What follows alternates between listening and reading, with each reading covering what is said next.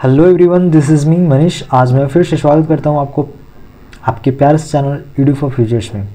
तो आज मैं हेलोल्किन्स एंड हेलोरिन्स का जो फिजिकल प्रॉपर्टी है उसको कंटिन्यू करने वाला हूं और यहाँ पे जितने भी प्रॉपर्टीज़ हैं वो सारे देखेंगे। तो चलिए बिना देरी के हुए हम लोग स्टार्ट करते हैं। हेलोल्किन्स एंड हेलोरिन्स मतलब कि दोनों के प्रॉपर्टीज़ को एक ही वीडियोज़ में कंपाइल करेंगे, ठीक है। चलिए, तो फर्स्ट प्रॉपर्टीज़ है आपके फिजिकल प्रॉपर्टी, मतलब कि फिजिकल स्टेट। अब मतलब क्या फिजिकल स्टेट मतलब क्या कि जैसे वो रूम टेम्परेचर पर कैसे रह रहा है, सॉलिड में रह रहा है, लिक्विड में रह रहा है या फिर गैसेस में फॉर्म में रह रहा है, मतलब ये देखना है। तो किस चीज़ पे? तो रूम टेम्परेचर पे। रूम टेम्परेचर कितनी डिग्री होती है? तो 25 डिग्री सेल्सियस।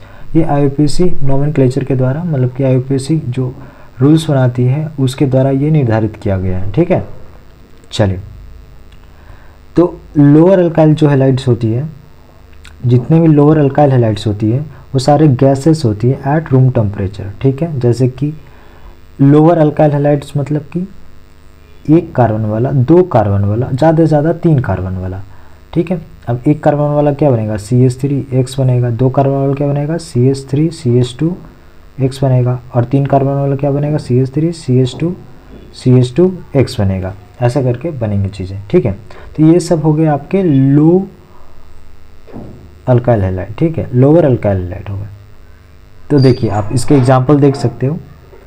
इसके एग्जांपल है CH3F, CH3Cl, CH3Br, CH3CH2F, CH3CH2Cl, CH3CH2F। मतलब कि जो 1 2 3 कार्बन वाले जितने भी होते हैं वो सारे आपके गैसेस होते हैं एट रूम टेम्परेचर पे, ठीक है। नाउ चलते हैं अब हम लोग आगे हायर अल्काइल हैलाइड्स के पर। तो जितने भी हायर अल्काइल हैलाइड्स होती है वो लिक्विड या सॉलिड्स होती है एट रूम टेम्परेचर। आप सोचोगे कि लिक्विड और सॉलिड्स क्यों होती है? बेसिकली यहाँ पे क्यों पूछा जाता है, अगर क्वेश्चंस पूछा जाएगा ना, तो why higher alkyl halides are liquids और सॉलिड्स एट रूम टेम्परेचर, तो उसमें आपको लिखना पड़ेगा कि as molecular mass increases van der Waals forces increases. अब मतलब इसका मीन समझाता हूँ। देखो, जैसे CH3 CH2 CH2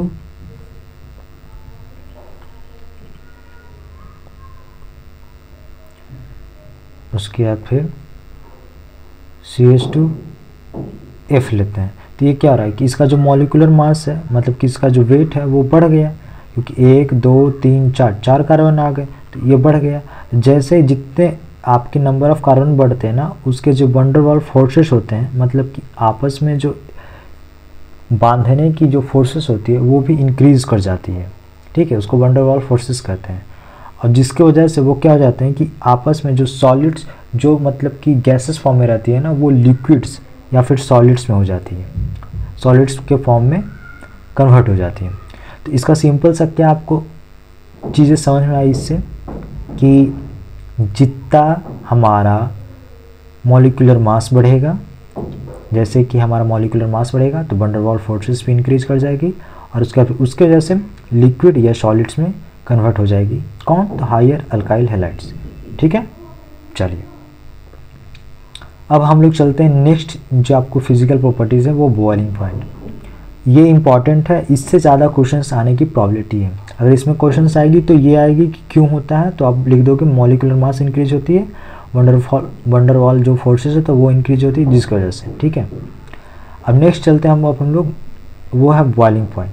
तो बॉइलिंग पॉइंट में क्या होता है कि जिसके जितने ज़्यादा वैन डर वाल्स फोर्सेस होती है उसके, मतलब कि जिसके जितने ज़्यादा मोलर मास है, ठीक है, उसके उतने ज़्यादा वैन डर वाल्स फोर्सेस होगी और उसके उतने ही ज़्यादा बॉइलिंग पॉइंट होती है। मतलब कि CH3 CH2 CH2 chlorine, CH3 CH2 chlorine. तो इसमें क्या है, इसमें क्या है कि मोलर मास इंक्रीज है क्योंकि 3 कार्बन है। इसमें कितना है? तो 2 कार्बन है, ठीक है। 2 कार्बन है, इसका मोलर मास इंक्रीज है तो इसका जो वैन डर वाल्स फोर्सेस है वो भी इंक्रीज होगा, इसका जो वैन डर वाल्स फोर्सेस है वो डिक्रीज होगा। मतलब कि इसके जो बॉइलिंग पॉइंट है, इसके जो BP है वो बढ़ा रहेगा, इसका जो BP है वो डिक्रीज होगा, ठीक है। चलो अब इसके एक एग्जाम्पल्स हम समझते हैं।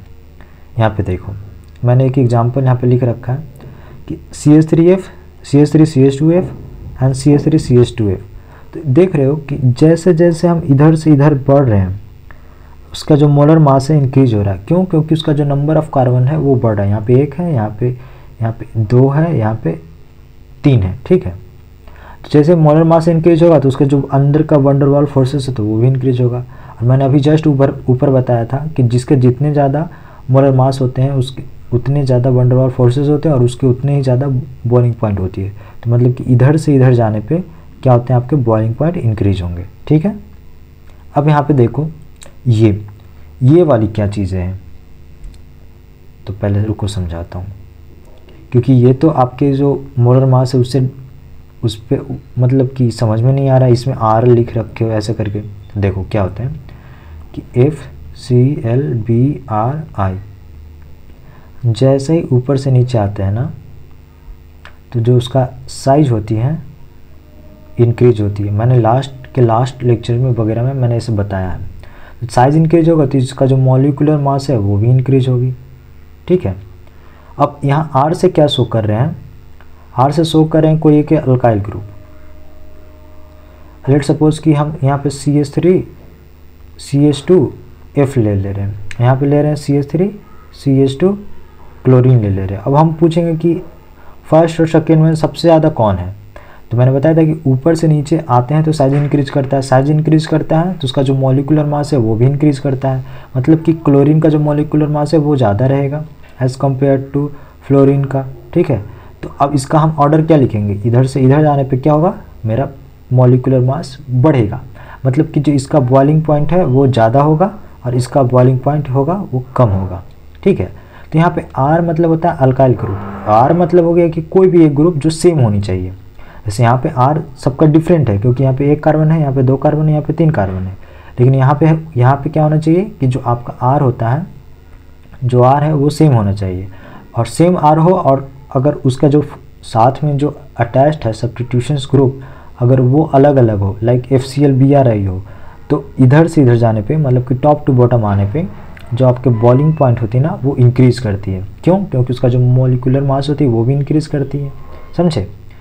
अब पीरियोडिक टेबल होगा ना तो उसमें आप जाके देखना कि टॉप टू बॉटम आने पे साइज इंक्रीज करती है, ठीक है। नहीं तो फिर ये देख लेना कि जैसे FClBrI है वो टॉप टू बॉटम है, ऐसा नहीं है कि FClBr ये अक्रॉस द पीरियड नहीं है, वो top to bottom the period है, ठीक है। तो जिसकी वजह से ये चीज़ें होंगी, ठीक है। आई होप आपको ये दोनों कॉन्सेप्ट समझ में आ गई होगी बॉइलिंग पॉइंट वाली। अब हम लोग चलते हैं नेक्स्ट कॉन्सेप्ट पे कि as branching increase BP decrease.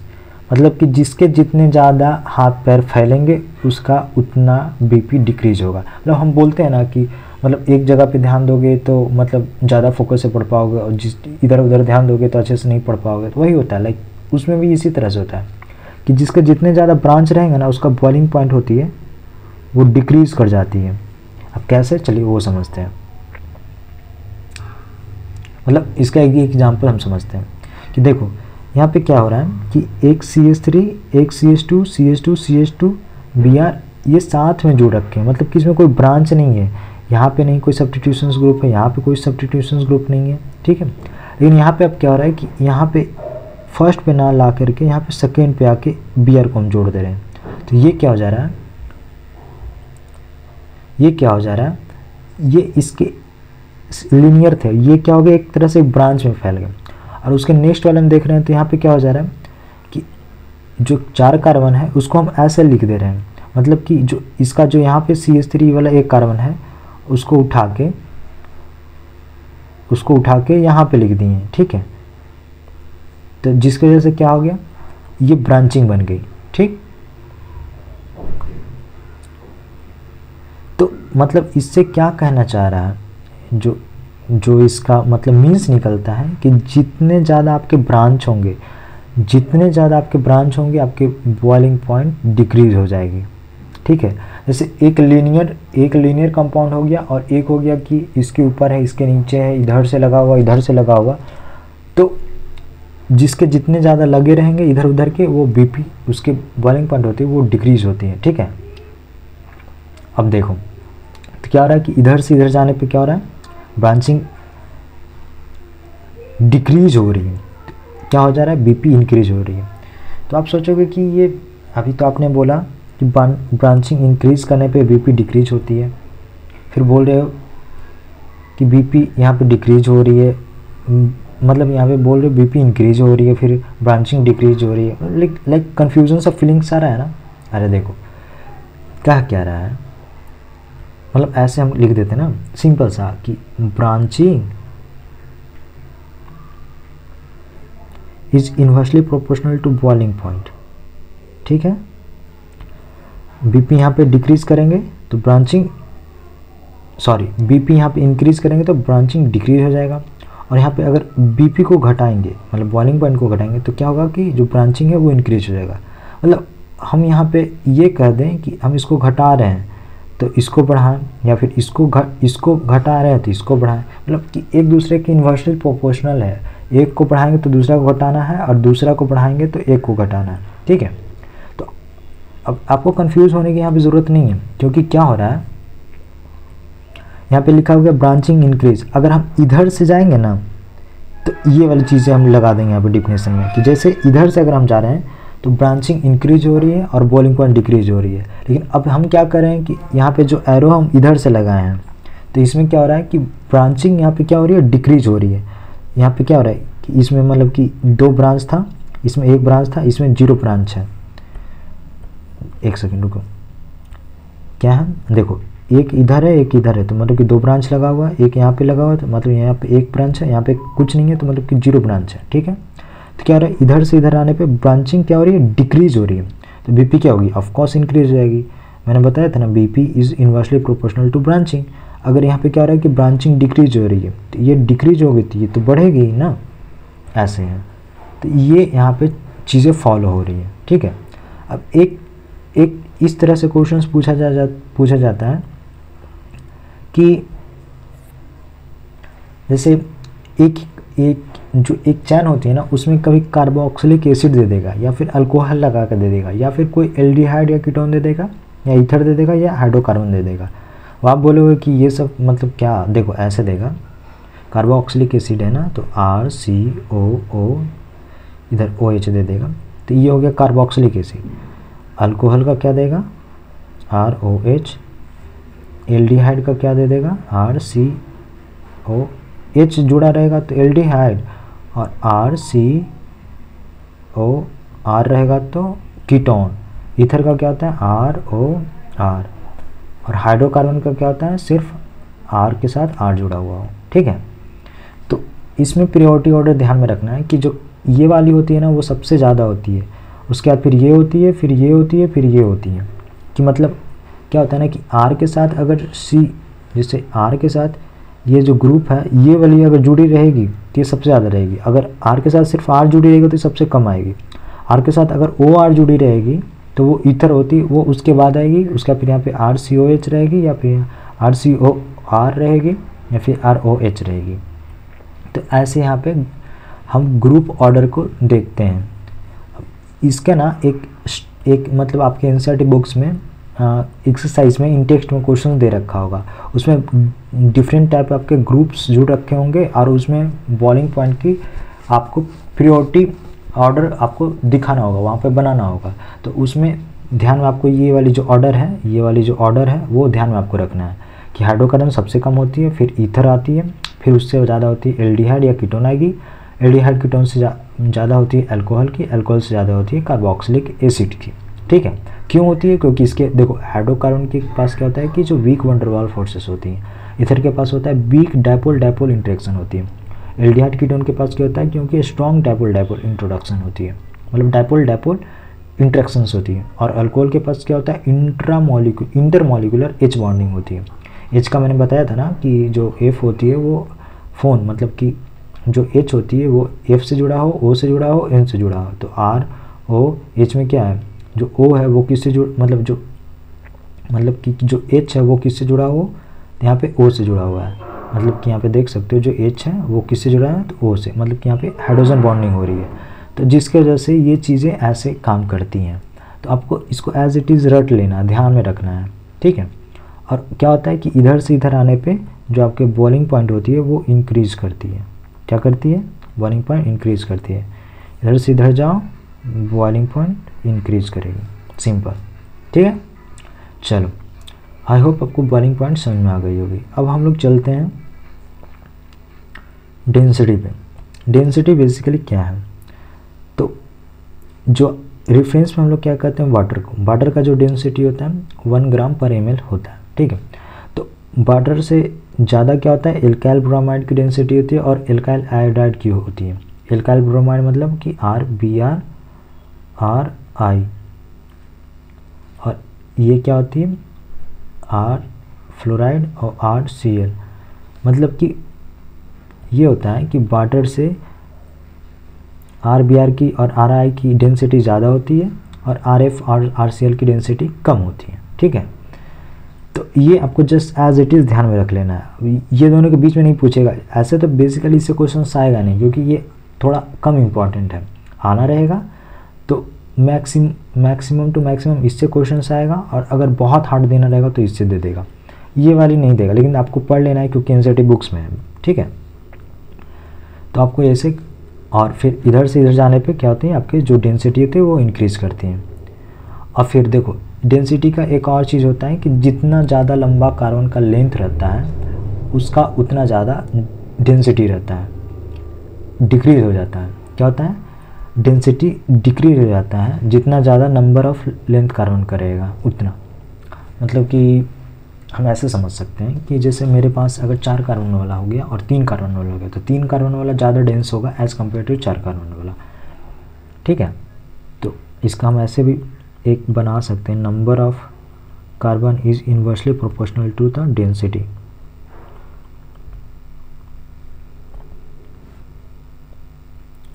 अगर नंबर ऑफ कार्बन बढ़ेगा तो डेंसिटी डिक्रीज होगा, ठीक है। ये फार्मूला नोट कर लो अपने एनसीईआरटी बॉक्स में, तो ज़्यादा बेटर रहेगी। चलो, तो इसमें क्या है कि जिसका जितना ज़्यादा डेंसिटी डिक्रीज करती है किसके वजह से, तो इंक्रीज इन कार्बन लेंथ। तो जैसे इसके पास 1 है तो इसका डेंसिटी सबसे ज़्यादा, फिर 2 है तो उसके बाद फिर उससे कम, फिर 3 है तो सबसे कम, 3 है तो सबसे कम, ठीक है। तो ये आपके डेंसिटी के फार्मूला हो गए और चीज़ें होंगे। आई थिंक आपको चीज़ें समझ में आ गई होगी। अब हम लोग चलते हैं सॉल्युबिलिटी पे, ठीक है। हाँ, सॉल्युबिलिटी क्या कहता है कि any covalent compound like sucrose, glucose is soluble in water and it breaks H bond within H2O molecules and it makes H bond and itself and H2O। समझ में नहीं आया कुछ? देखो क्या होता है, लाइट पड़ रही है ना तो आंसू आ जा रही है। देखो क्या होता है, बेसिकली जो पॉलर होती है ना, पॉलर मॉलिक्यूल पॉलर में जाके सॉल्वेंट होती है, और जो नॉन पॉलर होती है वो नॉन पॉलर में जाके सॉल्व हो जाती है, मतलब कि घुल जाती है ऐसे करके, ठीक है। देखो यहाँ पे तो कह रहा है कि जो भी कोवेलेंट कंपाउंड होती है ना वो सोल्यूबल होती है किसमें, वाटर में। क्यों, मतलब जैसे वाटर में सोल्यूबल होती है तो कैसे हो जाती है, क्या करती है वाटर के साथ, तो क्या करती है ना कि जो वाटर के अंदर में H2O के अंदर में जो हाइड्रोजन बॉन्ड बना रहती है, जो वो क्या करती है उसको ब्रेक कर देती है, और जो इधर है कोवेलेंट कंपाउंड सुक्रोज, ग्लूकोज, उसके साथ जाके हाइड्रोजन बना देती है। मतलब कि जो H2O के अंदर में हाइड्रोजन बॉन्ड है ना, इटसेल्फ अंदर वाली उसको तोड़ देगी, और जो बाहर से आ रही है सुक्रोज लाइक कोई भी कोवेलेंट कंपाउंड ग्लूकोज, उसके साथ जाके H2 मतलब कि उसके साथ H बॉन्ड यहाँ पे बना देती है, जिसके वजह से क्या हो जाता है, वो सोल्यूबल हो जाता है उसमें, ठीक है। लेकिन जो आपके हेलोएल्केन्स होती है ना, वो एबल नहीं होती है उस बॉन्ड को तोड़ने में, जिसके वजह से वो क्या हो जाती है, insoluble in H2O water molecule, ठीक है। तो मतलब कहने का क्या मतलब है कि हेलोएल्केन्स क्या है, एक कोवेलेंट कंपाउंड है, और भी जितने भी कोवेलेंट कंपाउंड है वो क्या करती है, सॉल्युबल होती है वाटर में। क्यों, क्योंकि वो ब्रेक कर देती है हाइड्रोजन बॉन्ड को, जो वाटर के अंदर में मतलब कि हाइड्रोजन बॉन्ड बना रखे हैं, और साथ साथ में क्या करती है, ब्रेक करती है, और जो बाहर से आ रही है उसके साथ मिला करके हाइड्रोजन बॉन्ड बना देती है। लेकिन जो आपके हेलो एल्किन्स होती है वो पोलर होती है लेकिन इंसॉल्युबल होती है वाटर में, क्योंकि वो एबल है ना वो नहीं होती है। जो हाइड्रोजन बॉन्ड तोड़ने के लिए सब जितने अलग अलग कोवेलेंट कंपाउंड तोड़ती है वो नहीं तोड़ पाती है। कौन नहीं तोड़ पाती है? तो आपके हेलो एल्किन्स नहीं तोड़ पाती है, जिसकी वजह से hydrogen bond with in the water molecules नहीं बनता है और वो इनसॉल्युबल हो ही रहता है। ठीक है, क्या रहता है? वो इनसॉल्युबल ही रहता है। चलो, आई होप आपको चीज़ें समझ में आ गई होगी। मैं अब चलता हूँ आपके हैलोजेंस के, जो मुझे लगा कि बहुत ज़्यादा इम्पॉर्टेंट है उस वाले सेक्शंस पे। तो देखो हैलोजेंस में क्या होता है कि ये बेंजीन रिंग है, इतना तो समझ में आ रहा है। ठीक है, एक यहाँ पे हैलोजन लग रखा है, यहाँ पे भी एक हैलोजन लग रखा है, इतना भी समझ में आ रहा है आपको। मैंने आपको पोजीशंस बताया था, आई थिंक आपको याद होगा क्या पोजीशन था। अगर इसके इस साइड पे आके जुड़े तो वो ऑर्थो पोजीशन होती है, इस साइड पे आके जुड़े तो मेटा होती है, और इस साइड पे आके जुड़े तो पारा होती है। इतना तो आई थिंक आपको चीज़ें समझ में आ गई होगी। तो क्या कर रहा है कि यहाँ पे दो हैलोजन्स ले रहा है। ठीक है, तो क्या बन जा रहा है? एक हैलोजन यहाँ पे और दूसरा हैलोजन उसके जस्ट साइड में है, तो वो क्या बन जा रहा है? Ortho dichloro.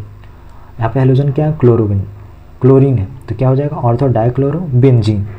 क्या होता है ना, ये आपको सीधे ध्यान में रखना है कि ऑर्थो पोजीशंस पे रहेगा और इधर रहेगा तो जो उसके बीच की जो डिग्री होती है वो 60 डिग्री होती है, और मेटा पोजीशन वाले पे बीच की डिग्री होती है वो 120 डिग्री होती है, और जो पारा पोजीशंस है उसके बीच की डिग्री एक इधर है एक इधर है, उसकी होती है 0 डिग्री या फिर 180 डिग्री कह लो।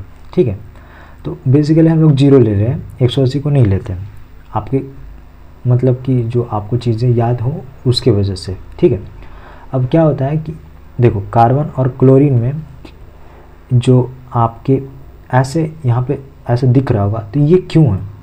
क्योंकि यहाँ पे जो क्लोरीन का इलेक्ट्रोनेगेटिविटी होती है ना वो ज़्यादा होती है एज़ कम्पेयर टू कार्बन। ठीक है, कार्बन की जो इलेक्ट्रोनेगेटिविटी होती है वो क्या होती है? कम होती है, और क्लोरीन की ज़्यादा होती है। तो क्या होता है, जो इलेक्ट्रॉन होता है ना उस इलेक्ट्रॉन की जो रहती है वो जिस तरफ ज़्यादा रहती है ना उस तरफ झुक जाती है, उस तरफ आगे बढ़ जाती है, तो उसको हम लोग ऐसे रिप्रेजेंट करते हैं। ठीक है, तो आप देख रहे होगे कि जो रिप्रेजेंटेशंस है वो कैसे है, हर जगह आप देख रहे होगे, यहाँ पे भी है, यहाँ पे भी है, यहाँ पे भी है, यहाँ पे भी है, यहाँ पर भी है और यहाँ पर भी है। ठीक है, तो ऐसा करके तो अब क्या होता है कि जिसके जितने ज़्यादा डिग्री होंगे उसके जो डायपोल मोमेंट है तो वो डिक्रीज होती है। यहाँ पे 0 डिग्री नहीं है, यहाँ पे बेसिकली 180 डिग्री है। ठीक है, अरे लाइक देखो ऐसे ये रहता है तो इसको हम 180 डिग्री भी कह देते हैं या फिर 0 डिग्री कहते हैं ना, तो वही है, सेम एज इट इज़ है। ठीक है, तो जो इसके हैं इसके डायपोल मोमेंट सबसे ज़्यादा होते हैं, फिर इसके डायपोल मोमेंट उससे ज़्यादा होते हैं, फिर जो 180 डिग्री है उसके डायपोल मोमेंट सबसे कम होते हैं, मतलब कि जिसके जितने ज़्यादा डिग्री उसके उतने कम डायपोल मोमेंट। ठीक है, आई होप आपको चीज़ें समझ में आ गई होगी। चलो, अब यहाँ पे एक चीज़ लिखते हैं आपके एनसीईआरटी कि जो पारा डाइक्लोरोबेंजीन होती है ना उसके पास हाईएस्ट मेल्टिंग पॉइंट होती है। क्यों हाईएस्ट मेल्टिंग पॉइंट होती है? क्योंकि जो उसका सिमेट्रिकल जो उसका मतलब कि सिमेट्री होता है वो क्लोजली पैक्ड होता है। कुछ समझ में नहीं आया? और फिर उसका फिर डिफिकल्ट टू ब्रेक क्रिस्टल, कुछ नहीं समझ में आया ना? मुझे पता है, देखो क्या होता है। देखो ये सिमेट्री जैसा नहीं लग रहा है, मतलब कि अगर इसको हम इधर से आधा कर दें, इसको इधर से आधा कर दें, इधर से आधा कर दें, तो सिमेट्री जैसा नहीं लग रहा है। यहाँ पे एक कार्बन और क्लोरीन का है, इधर भी एक कार्बन और क्लोरीन का है, लेकिन यहाँ पे अगर हम आधा कर रहे हैं तो इसके जस्ट यहाँ पे देख लो तो ये कार्बन क्लोरीन का है, यहाँ पे दूर में कार्बन क्लोरीन का है। मतलब कि ये नहीं लग रहा है कि मतलब इसको हम डिवाइड करेंगे, अगर लेट सपोज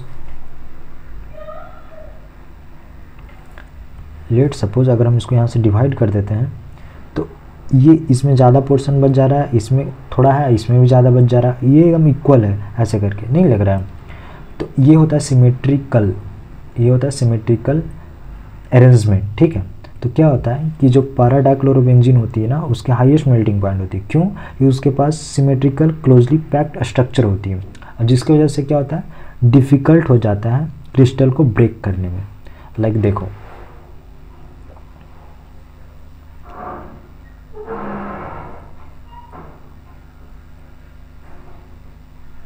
ऐसे ऐसे ऐसे ऐसे ऐसे ऐसे, chlorine chlorine chlorine chlorine chlorine chlorine. तो ये थोड़ा सा नहीं लग रहा है एकदम सिमेट्रिकल है, बहुत अच्छे से एकदम सट सट के एक दूसरे में अटैच्ड है। तो क्या होगा कि अब इसको जब हम तोड़ने जाएंगे ना, तो वो हमको थोड़ा सा, जब हम ब्रेक करने जाएंगे तो हमको डिफ़िकल्टी होती है, जिसकी वजह से ये इसके जो मतलब कि इसके जो मेल्टिंग पॉइंट होती है ना, वो ज़्यादा होती है। ठीक है, तो अगर रीजंस पूछ दिया, सीधे आप ये वाली रीजंस बता दोगे। क्या बताओगे कि पैराडाइक्लोरोबेंजीन की जो होती है सिमेट्री, वो होती है क्लोजली पैक्ड होती है, और उसके क्लोजली पैक्ड होने की वजह से उसको डिफ़िकल्ट होता है क्या चीज़ करने में, तो उसके जो क्रिस्टल होते हैं उसको तोड़ने में। ठीक है, चलो अब लास्ट चीज़ है आपकी, लास्ट चीज़ है डायपोल मोमेंट। इसमें इसका मैंने अभी जस्ट बताया था FCl/Br(I), लेकिन यहाँ पे ये नहीं होगा, यहाँ पे साइज वाइज कुछ नहीं देखा जाएगा। इसका डायपोल मोमेंट अलग होता है, अलग वे से हम इसको याद करते हैं। मैं पर्सनली कैसे याद करता हूँ, CFl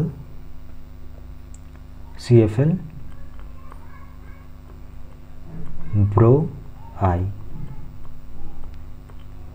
CFl ब्रो I, ऐसा करके हम याद करते हैं।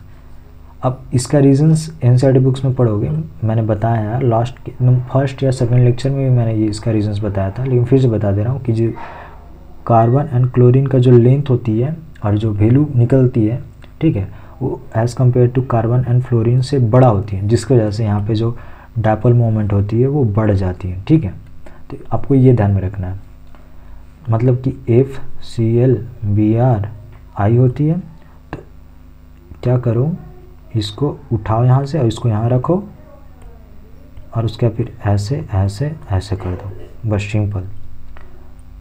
हम तो ऐसे याद करते हैं, मतलब कि हम 4-5 बार क्या किए थे ना, इसको जब पढ़ रहे थे तो इसको ऐसे करके लिख लिए थे।